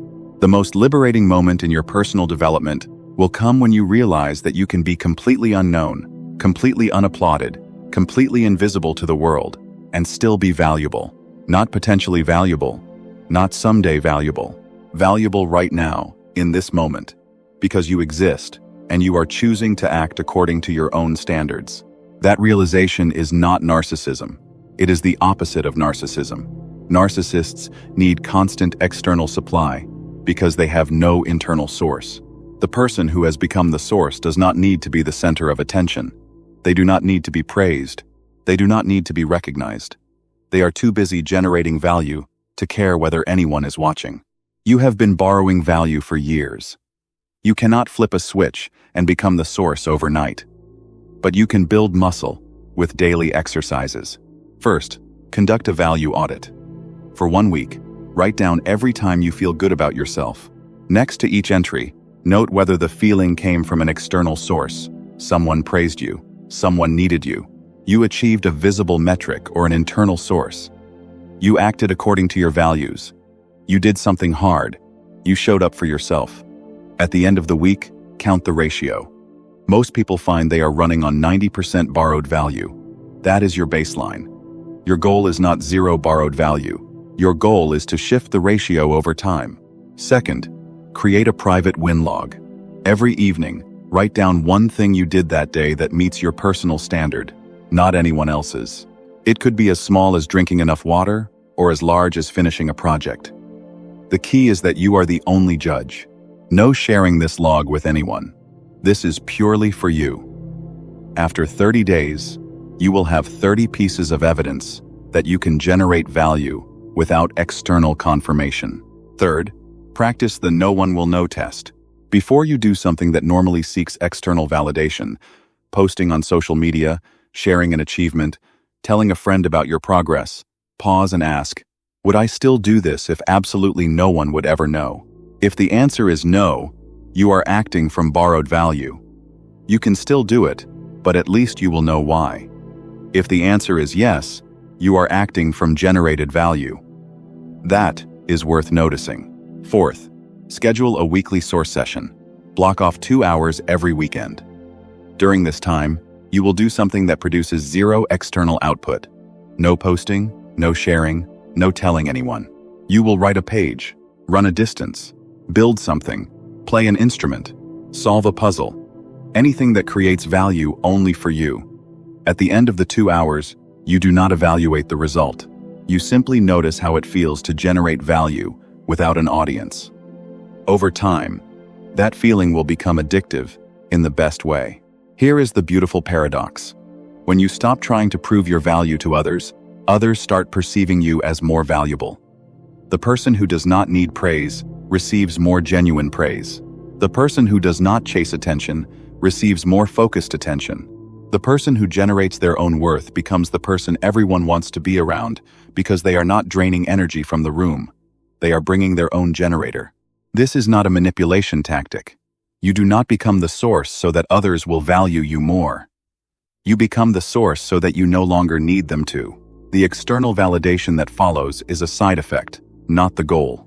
And side effects, unlike direct effects, do not control you. You have stopped borrowing value. You are learning to generate your own. The emptiness is filled with something that belongs to you alone. But here is the question that determines whether you will keep this new power or slowly give it back. How do you re-enter relationships without falling into the old patterns? How do you stay connected without becoming available? How do you love without losing yourself? Chapter 8 is called The Art of Selective Presence. How to show up without disappearing into others. Because the goal was never permanent. Isolation. The goal was to choose your presence so carefully that every appearance becomes an event. And that is exactly what you are about to learn. Chapter 8. The Art of Selective Presence. How to show up without disappearing into others. You have mastered the disappearance. You have learned to sit in the emptiness. You have built an internal source of value that does not depend on applause or neediness. Now comes the final test. Re-entry. Not the clumsy, apologetic return of someone who never should have left. A new kind of presence. Selective, intentional, and powerful. The old you showed up to everything because you feared missing out or letting people down. The new you knows that showing up to everything is the fastest way to become invisible again. The art of selective presence is not about hiding. It is about understanding that your appearance in any room, any conversation, any relationship should feel like an event, not background noise. Selective presence means you are there when you choose to be there, fully there, and then you leave before your presence becomes expected. It means you give people your attention as a gift, not as a utility. It means you have learned to say no to 90% of requests, so that your yes on the 10th request carries weight. Most people live in the opposite mode. They say yes to everything, so their yes means nothing. They are everywhere, so they are noticed nowhere. Selective presence flips that equation entirely.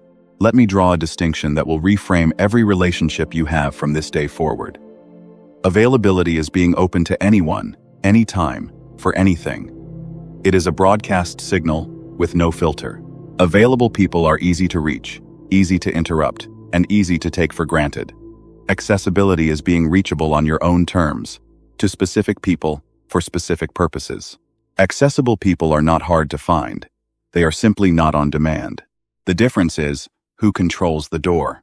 The available person leaves the door wide open and wonders why everyone walks through without knocking. The accessible person keeps the door closed, but answers when a trusted voice knocks. And here is the counterintuitive truth. Accessible people are actually more present in their interactions because they are not exhausted by constant availability. When they show up fully. When they leave completely. There is no half presence, no distracted scrolling, no mental checkout while physically present. You have been trained to be available. Your culture, your workplace, your family, your friends, they all benefit when you leave your door open. But your sanity, your power, and your peace require you to become accessible instead. The investor and author Warren Buffett once said, "The difference between successful people and really successful people is that really successful people say no to almost everything." Buffett was talking about business opportunities, but the principle applies to presence as well. The difference between someone who is liked and someone who is valued is that valued people say no to most invitations so that their yes signals genuine interest, not mere availability. Every time you say yes to something you do not want to do, you are not being generous. You are diluting the meaning of your presence. A yes that costs you nothing and requires no thought is a yes that communicates nothing. A yes that comes after a pause, after consideration, after weighing priorities. That yes tells the other person, "I am choosing to be here," and that choice means something. A woman named Tanya came to me drowning in social obligations. She was a naturally warm person, the kind everyone wanted at their dinner parties, their weekend trips, their casual hangouts. Tanya loved her friends deeply, but she was exhausted. She attended every birthday, every housewarming, every group dinner, every charity event. Her calendar looked like a patchwork quilt of other people's priorities. And the worst part? Her friends had stopped thanking her for showing up. They just expected her. When she missed one event because she was sick, 3 people texted to ask where she was. Not to check on her health, but to express disappointment. Tanya had trained her friends to expect her presence. She was the available friend, not the accessible one. I gave Tanya a radical assignment. For the next 3 months, she would attend only one social event per week. Just one. She would choose the event that mattered most to her personally, regardless of whose feelings might be hurt by her absence. She would RSVP no to everything else with a simple, warm message that offered no excuse or apology. The first month was hard. Friends asked why she was pulling away. Some seemed hurt. Tanya stuck to her script. "I am not able to make it, but I hope you have a wonderful time. Let's catch up soon." No explanation, no oversharing, no guilt. By the second month, something shifted. The friends who truly valued Tanya started reaching out to schedule one-on-one time instead of relying on group events. The friends who only wanted a warm body in the room stopped noticing her absence entirely. Tanya discovered that she had been confusing quantity of invitations with quality of connection. The people who mattered adapted to her selective presence. The people who did not matter faded without a fight. At the end of 3 months, Tanya told me she had more meaningful connection than ever before. She was not exhausted. She looked forward to every event she attended, and her friends had learned that her presence was a gift, not a given.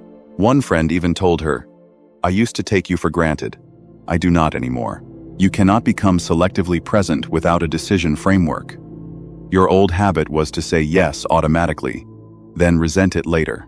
Your new habit is to pause and ask 4 questions before committing your presence anywhere. Question 1.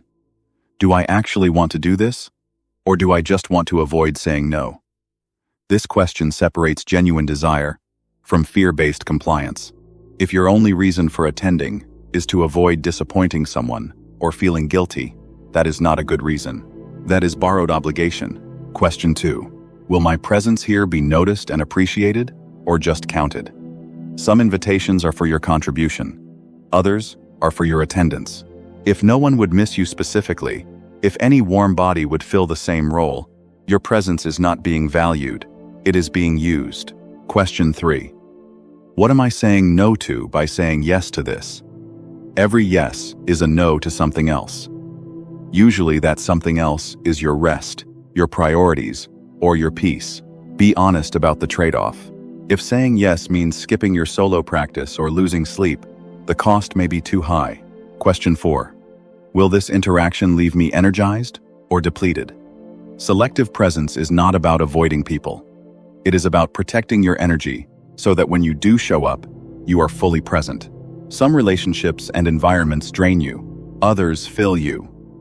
You have the right, the responsibility, to choose accordingly. In U.S. culture, saying no feels personal. We have been raised to believe that declining an invitation is a rejection of the person who invited us. This belief is false and destructive. A healthy adult understands that someone else's scheduling choice is not a commentary on their worth. But because many Americans have not learned this distinction, we carry an enormous burden of imaginary guilt. We say yes to events we dread, attend gatherings that exhaust us, and spend time with people who drain us, all because we are afraid of the 3 seconds of discomfort that come with saying no. Let me relieve you of that guilt right now. You are not responsible for managing other people's emotional reactions to your healthy boundaries. If a friend is genuinely hurt because you cannot attend their birthday dinner, that is their feeling to process, not your problem to solve. If a colleague is disappointed that you skipped a happy hour, that disappointment is not an emergency. You have been treating other people's mild discomfort as a crisis. It is not.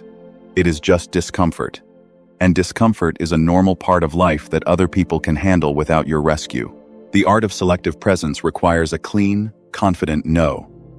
Most people ruin their no by following it with a paragraph of excuses. I am so sorry, I would love to come, but I have this thing, and then my schedule is crazy, and I feel terrible. Maybe next time? That rambling apology signals that you think you have done something wrong. You have not done anything wrong. Here are 3 templates for saying no that preserve the relationship while protecting your presence. For casual invitations, I am not going to make it this time, but thank you for thinking of me. Have a great time. This is warm, final, and does not invite negotiation. For closer relationships, I am taking some time to be more intentional about my schedule, so I am going to sit this one out. I would love to see you one-on-one soon though. This explains without apologizing and offers an alternative that you control. For persistent askers who do not respect boundaries, I am not available. Thanks for understanding. Short, polite, unarguable. People who push past this are not respecting you, and you are allowed to stop explaining. Notice that none of these templates include the word sorry unless the situation genuinely warrants an apology. Not attending a party is not a moral failure. You do not need to apologize for protecting your presence. Selective presence is not just about which events you attend. It is also about how long you stay. The old you arrived early and stayed late because you felt obligated. The new you arrives when you choose and leaves when your presence has been delivered. This is not rude. It is intentional. Arriving late to a gathering, not disruptively late, but fashionably late, signals that you have other priorities that you are managing. You are not waiting around for the event to start. The event is fitting into your life, leaving early signals that you have somewhere else to be, which implies that your time has value. When you stay until the bitter end, you communicate that you had nothing better to do. That might be true, but you do not need to announce it. Practice the art of the graceful exit. When you feel your energy dipping, or the conversation shifting from meaningful to meandering, stand up, thank the host, say a warm goodbye to a few key people, and leave. No long goodbyes. No explaining where you are going. Just I am going to head out, so great to see everyone, and then walk out the door. The first time you do this, it will feel strange. The 10th time, it will feel like freedom. You cannot have meaningful presence without the possibility of absence. A light that never dims is not noticed. A voice that never pauses is not heard. A person who never leaves is not valued. Selective presence works because you have proven that you are willing to be absent. Your absence gives your presence weight. Your no gives your yes meaning. Your distance gives your closeness depth. This is not manipulation. It is the natural law of human attention. You do not need to trick anyone into valuing you. You simply need to stop undervaluing yourself by making your presence cheap and endless. When you treat your presence as precious, others will follow your lead, not because you force them, but because they can feel the difference between someone who shows up because they have to and someone who shows up because they choose to. You have learned to show up selectively. You have mastered the art of saying no without apology. Your presence now feels like an event, not background noise. But here is the final frontier, the question that determines whether all of this becomes permanent or fades back into old habits. What happens when you face the people who refuse to respect your boundaries? The ones who guilt you, pressure you, and try to pull you back into availability? Chapter 9 is called Handling the Guilt Traps: How to Stay Disappeared When People Try to Pull You Back. Because the hardest disappearances are not the ones you choose. They are the ones you have to defend. And you are about to learn exactly how to defend them without losing your nerve. Chapter 9. Handling the Guilt Traps: How to Stay Disappeared When People Try to Pull You Back. You have done the work. You disappeared strategically. You sat in the uncomfortable emptiness. You built an internal source of value. You learned to show up selectively. And now, just when you thought you were safe, they have arrived. The guilt trips. The passive-aggressive comments. The, "I guess you are too busy for us now." The, "You have changed." The, "I would never treat my friends this way."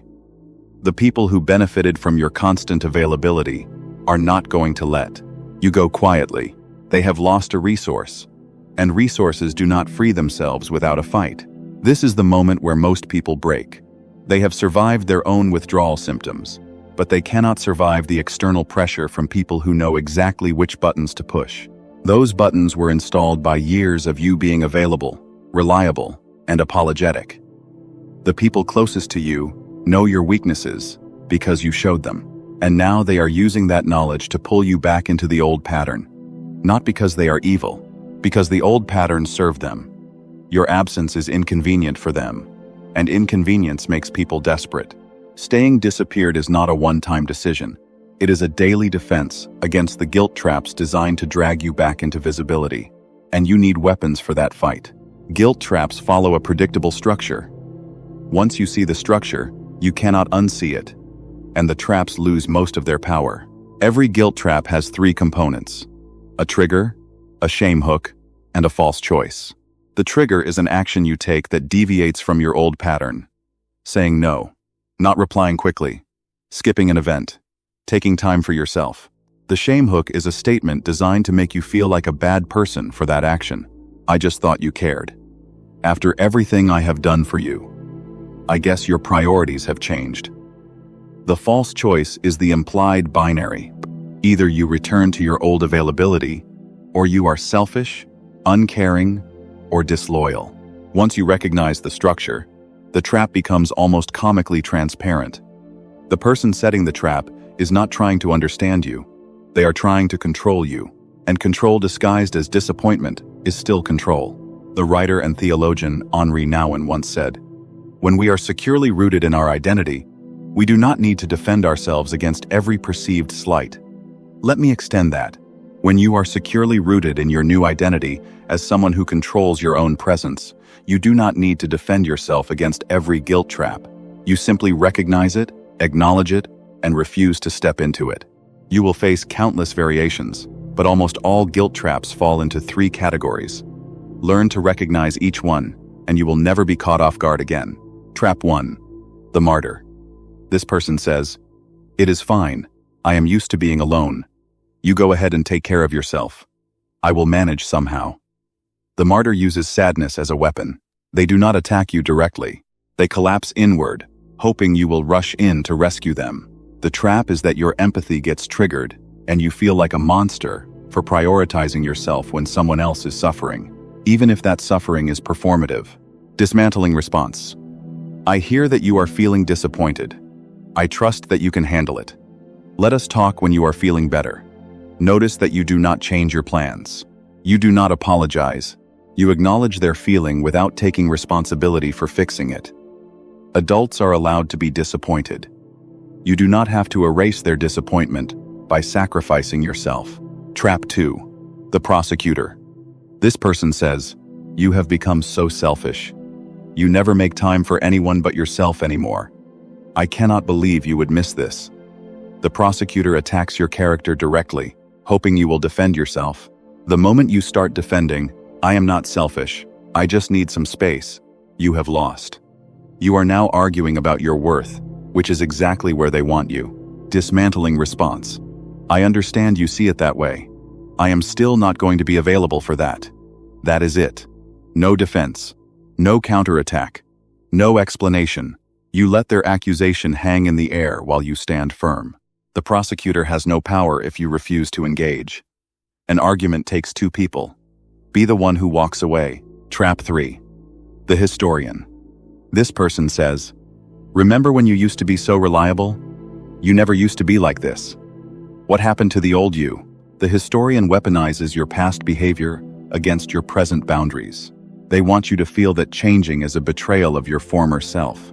The trap is nostalgia, the belief that the old, exhausted, over-available you was somehow the real you, and this new selective you is a phase or a mistake. Dismantling response. You are right. I am different. I chose to be, and I am not going back. This response acknowledges the change without apology. It claims your transformation as intentional, not accidental. The historian cannot argue with someone who openly admits to changing and refuses to apologize for it. A client named Priya was the oldest daughter in a large Indian American family. She had been the family fixer since she was 12 years old, translating for her parents, helping with homework, mediating arguments, and later, managing finances, organizing holidays, and handling every crisis. When Priya started implementing strategic disappearance, she did not announce it. She simply stopped answering calls within minutes. She stopped volunteering to solve every problem. She stopped being the default organizer for every family gathering. The backlash was immediate and brutal. Her mother left voicemails crying, "I do not know what I did wrong." Her father sent texts saying, "Your mother is very upset." Her younger siblings called her selfish. The family group chat, once full of casual updates, became a tribunal where Priya was tried for the crime of having boundaries. Priya almost broke. She called me in tears, saying maybe she should just go back to the way things were. It was easier. The guilt was unbearable. I asked her one question. "If you go back, who gets their old comfortable life back?" She was silent for a long time. Then she said, "Everyone except me." Priya did not go back. Instead, she wrote a single message in the family group chat. "I love all of you. I am not disappearing from the family. I am changing how I show up so that I do not disappear from myself. I will still be here for real emergencies, but I will not be available for every small thing. I know this is an adjustment. I am asking you to trust that I am doing this because I need to survive." Some family members were angry. Some were confused. But over the next 6 months, the guilt traps became less frequent. Her mother learned to call a different sibling for tech support. Her father started handling his own appointments. The family did not fall apart. It just redistributed the burden that Priya had been carrying alone for decades. And Priya? She stopped dreading her phone. She started enjoying family gatherings again because she was attending by choice, not by obligation. You need to separate two feelings that feel identical but come from opposite places. Guilt says, "I have done something wrong." Responsibility says, "I have a duty to fulfill." The problem is that you have been conditioned to feel guilt when you are actually just exercising your responsibility to yourself. You are responsible for your own well-being, your own energy, your own peace. That is a real responsibility. When you prioritize that responsibility, you have not done anything wrong. You have done exactly what you should do. The guilt you feel is borrowed conditioning, the voice of everyone who benefited from your self-neglect. The next time a guilt trap lands in your lap, ask yourself, did I actually do something wrong? Or did I just fail to meet someone else's expectation? If the answer is the latter, the guilt is not yours to carry. You can set it down right now. It was never yours. You need more than mindset. You need concrete strategies for the moment a guilt trap springs. Here are 4 tools you can deploy immediately. Tool 1. The pause. When someone tries to guilt you, do not respond immediately. Your first reaction will be defensive or apologetic, exactly what they want. Instead, say, "I need to think about that. Let me get back to you." Then hang up or stop responding. Take at least an hour, preferably a day. The pause gives your rational brain time to override your conditioned guilt response. Tool 2. The broken record. Pick one calm, neutral sentence and repeat it exactly every time they push. I am not available for that. I understand you are upset, and I am still not changing my plans. I hear you, and my answer is no. Do not add new information. Do not explain further. The broken record is boring, and boring wins because the guilt trapper eventually runs out of energy. Tool 3. The question turnaround. Instead of defending yourself, ask a question that puts the burden back on them. Why do you feel entitled to my time? What would happen if I said no? Do you believe adults are responsible for managing their own disappointment? These questions are not aggressive. They are curious. And curiosity shifts the dynamic completely. Tool 4. The exit statement. When someone will not stop, and you feel yourself weakening, you have permission to leave the conversation entirely. Say, I am not going to continue this discussion. I love you, but I am done explaining myself. Let us talk about something else, or talk another time. Then change the subject, or walk away. This is not rude. This is self-respect. In the United States, we have confused niceness with goodness. Being nice means avoiding conflict, smoothing things over, and keeping everyone comfortable, even at your own expense. Being good means acting with integrity, honesty, and self-respect, even when it makes people uncomfortable. You have been trained to be nice. The guilt traps work because they exploit your niceness. Nice people do not say no. Nice people do not disappear. Nice people put others first. But nice people become doormats. Good people become respected. And the world does not need more doormats. Let me be clear. You can be kind and firm at the same time. Kindness says, I care about you. Firmness says, I care about myself too. The guilt trappers want you to believe these are opposites. They are not. They are two sides of the same healthy coin. The most loving thing you can do for the people in your life is to show them, by example, that boundaries are not rejection. Boundaries are the foundation of sustainable relationships. The guilt traps will not stop overnight. People who have benefited from your over-availability for years will not give up after one or two firm responses. They will test you again and again, hoping to catch you on a weak day, a tired day, a day when the guilt feels heavier than the freedom. This is the long game. Your job is not to win every battle. Your job is to outlast their persistence. Every time you hold the line, you make the next time easier. Every time you refuse the guilt trap, you rewire your own brain to expect freedom instead of obligation. Every time you stay disappeared when they try to pull you back, you prove to yourself that the new you is real. And eventually, something beautiful happens. The guilt trappers adapt. They stop trying, because trying no longer works. Or they fade away because your absence revealed that the relationship was built entirely on your availability. Either outcome is a win. Either outcome leaves you with more energy, more peace, and more power than you had before. You have learned to spot the guilt traps. You have practiced the tools to dismantle them. You have survived the backlash and held your ground. But here is the final question, the one that determines whether this whole transformation becomes your permanent reality or just a phase you went through. How do you integrate everything you have learned into a life that is not about disappearing or appearing, but about simply being? Chapter 10 is called The Integrated Life: How to Move Between Presence and Absence Without Losing Yourself. Because the goal was never to become a ghost or a celebrity. The goal was to become someone who moves through the world with intention, knowing exactly when to be seen and when to vanish. And that is where we end, with you fully in control. Chapter 10, The Integrated Life: How to Move Between Presence and Absence Without Losing Yourself. You have traveled a long road. You learned why your constant presence made you invisible. You disappeared and watched the panic or silence that followed. You sat in the emptiness and refused to fill it with old habits.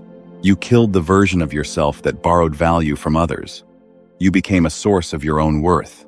You mastered selective presence and defended your boundaries against guilt traps. Now comes the final integration, not a grand finale, but a quiet settling into a new way of being. The integrated life is not about constantly disappearing or constantly appearing. It is about moving between presence and absence, with the ease of breathing. Sometimes you are fully in the world, visible and engaged. Sometimes you are fully withdrawn, invisible, and recharging. Both states are yours to choose, not reactions to pressure. The person who has integrated absence into their life does not announce their disappearances. They do not apologize for them. They do not explain them, unless they want to. They simply live with the understanding that their presence is a gift, and their absence is a right. This is not arrogance. This is the quiet confidence of someone who no longer needs the world's permission to exist on their own terms. And this is where you are heading. Nature does not stay constant. The tide withdraws and returns. The moon waxes and wanes. The seasons shift from bloom to dormancy and back again. You are not a machine designed for endless output. You are a living system that requires oscillation. The integrated life recognizes that presence and absence are not enemies. They are partners in a dance that keeps you visible without burning out and withdrawn without disappearing forever. Your new rhythm will look different from anyone else's. Some people need a weekend of absence every month. Others need an hour of intentional withdrawal every day. Some need a full week of strategic disappearance twice a year. The specific pattern does not matter as much as the principle. You decide when you are present and when you are absent, and you never let either state become permanent.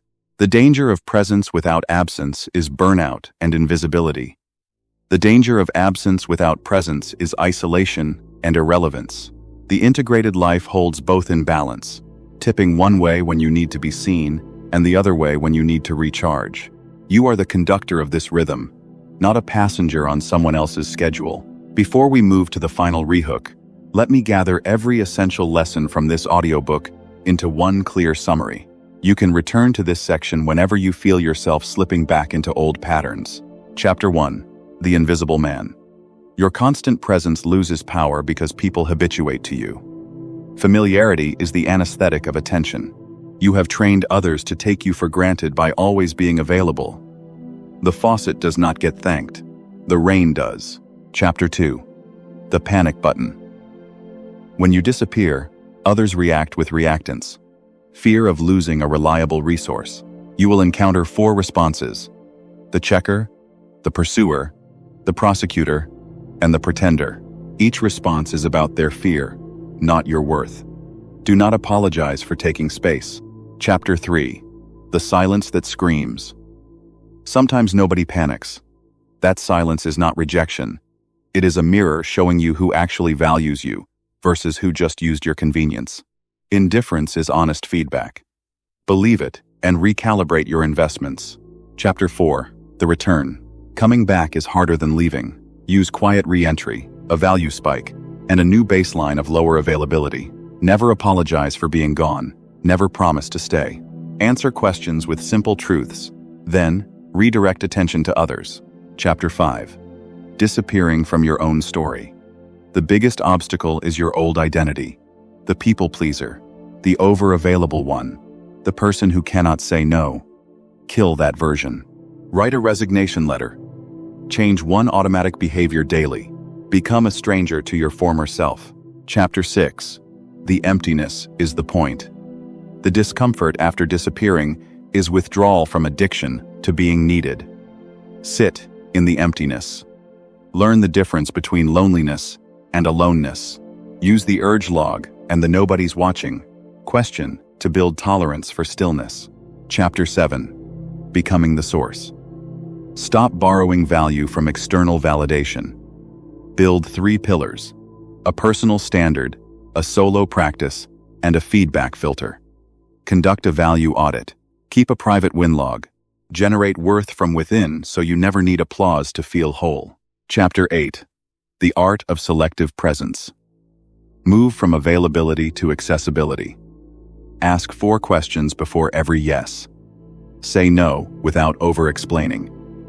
Arrive late and leave early. Let your absence give your presence weight. Chapter 9. Handling the guilt traps. Recognize the martyr, the prosecutor, and the historian. Dismantle each with calm, Non-defensive responses. Use the pause, the broken record, the question turnaround, and the exit statement. Separate guilt from responsibility. Outlast the persistence of those who benefited from your old patterns. Chapter 10. The Integrated Life. You are here. Presence and absence become a rhythm you control. You move between states without apology, without announcement, without losing yourself. You are no longer invisible, because you are no longer constantly available. You are no longer exhausted, because you no longer borrow your worth.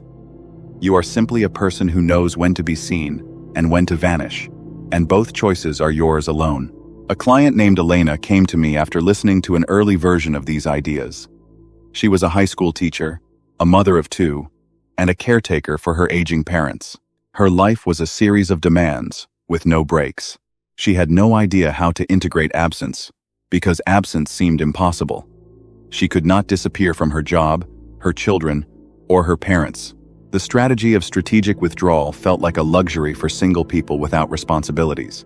I asked Elena a different question. What is the smallest unit of absence you can create without abandoning anyone? She thought about it and came up with 15 minutes. Every morning, before anyone else woke up, she would sit in her car in the driveway with a cup of coffee, not driving anywhere, just sitting, phone off, no music, no plans. 15 minutes of complete absence from every demand. Her family did not even know she was gone because they were asleep. But Elena knew. And those 15 minutes changed everything. Over time, Elena expanded her absence. She took one evening a week where she locked her bedroom door and read a novel. She stopped answering parent emails after 7 p.m. She told her children that she loved them but would not solve problems they could solve themselves. Small withdrawals, repeated consistently, created the same effect as a dramatic disappearance. People stopped taking her for granted. Her husband started making dinner one night a week, without being asked. Her children learned to pack their own lunches. Her parents hired a part-time aide. Elena did not run away from her life. She integrated absence into the margins of her existing life. And that integration made her presence, when she offered it, sharper and more generous than ever before. The United States has built an economy and a culture on the idea that you should always be reachable, always responsive, always on. This myth serves corporations, not people. It serves the people who want your attention, not the person who needs your peace. You have been sold a lie that connection is the highest value. But connection without the possibility of disconnection is not connection. It is captivity. The integrated life rejects this myth. You do not need to be available to be valuable. You do not need to respond immediately to be reliable. You do not need to attend everything to be loved. These are cultural scripts written by people who benefit from your exhaustion. You have permission to throw the scripts away. What does the integrated person look like in daily life? They are not dramatic. They do not announce their disappearances on social media. They do not lecture others about boundaries. They simply live them. The integrated person attends the family dinner, but leaves before the second round of drinks when the conversation turns to gossip. They reply to emails within 24 hours, not 24 minutes. They show up to their child's school play and sit fully present, phone in pocket, then go home and do not answer work calls until the next morning. They take a week of solo vacation every year without posting a single photo. They say, "I cannot make it," without adding, "I am so sorry." They exist in the world as a solid, peaceful, slightly mysterious presence. Not because they are hiding something, but because they are not spilling everything. You can recognize the integrated person by how they make you feel. When you are with them, you feel seen because they are fully present. When you are not with them, you do not feel anxious because they have not trained you to expect constant contact. Their absence does not feel like rejection. Their presence does not feel like obligation. They are simply there when they are there, and not there when they are not. And both states are perfectly fine. You do not need to overhaul your entire life tomorrow. You need a simple plan for the next 7 days that moves you toward integration. Day 1. Identify one relationship where you have been over-available. Reduce your response time by half. If you usually reply within minutes, wait an hour. If you usually reply within an hour, wait 4 hours. No explanation. Day 2. Schedule 15 minutes of intentional absence. Put your phone in another room. Close the door. Do nothing that produces external value. Sit, walk, stretch, breathe. Notice the urge to check your phone. Do not act on it. Day 3. Practice saying no once. Someone will ask for something. Your time, your help, your attention. Say, I am not available for that without adding an excuse. Notice that the world does not end. Day 4. Do a solo practice for 30 minutes. Something you would do even if nobody ever saw it.